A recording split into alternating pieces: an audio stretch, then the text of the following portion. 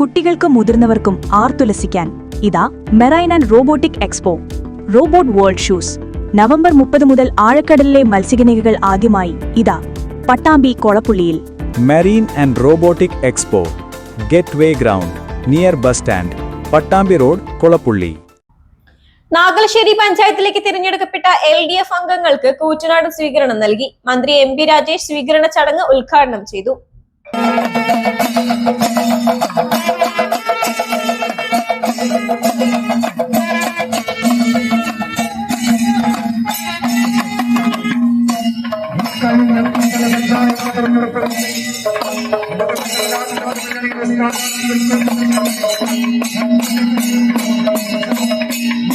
നാഗലശ്ശേരി ഗ്രാമപഞ്ചായത്തിലെ തിരഞ്ഞെടുക്കപ്പെട്ട LDF ജനപ്രതിനിധികൾക്കാണ് CPM Nagalassery panchayat കമ്മിറ്റിയുടെ നേതൃത്വത്തിൽ കൂറ്റനാട് ടൗണിൽ സ്വീകരണം ഒരുക്കിയത്. വാദ്യമേളങ്ങളുടെ അകമ്പടിയോടെയാണ് ജനപ്രതിനിധികളെ സ്വീകരിച്ചാനയിച്ചത്.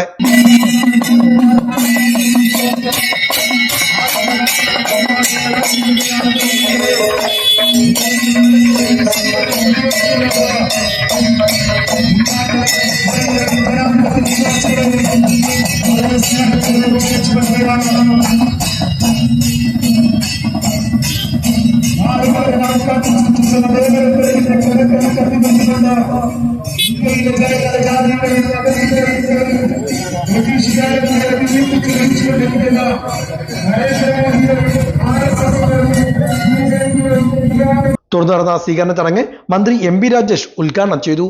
BJPക്കുണ്ടായിരുന്ന നാഗലശ്ശേരിയിലെ അക്കൗണ്ടും പൊട്ടിച്ച വിജയമാണ് ഈ വിജയം എന്നതാണ് ഏറ്റവും വലിയ പ്രത്യേകത.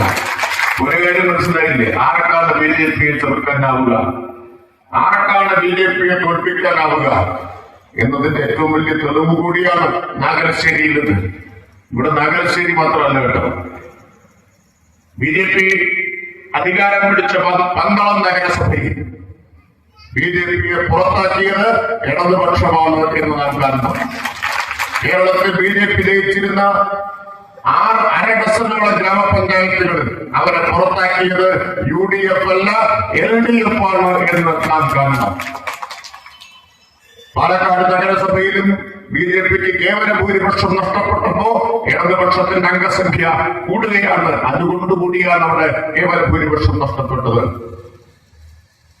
ചുറ്റും നോക്കിക്കഴിഞ്ഞാൽ BJPയുടെ വാർഡുകൾ നഷ്ടപ്പെട്ടതെല്ലാം പിടിച്ചെടുത്തത് LDF ആണ് എന്ന് കാണാൻ കഴിയും.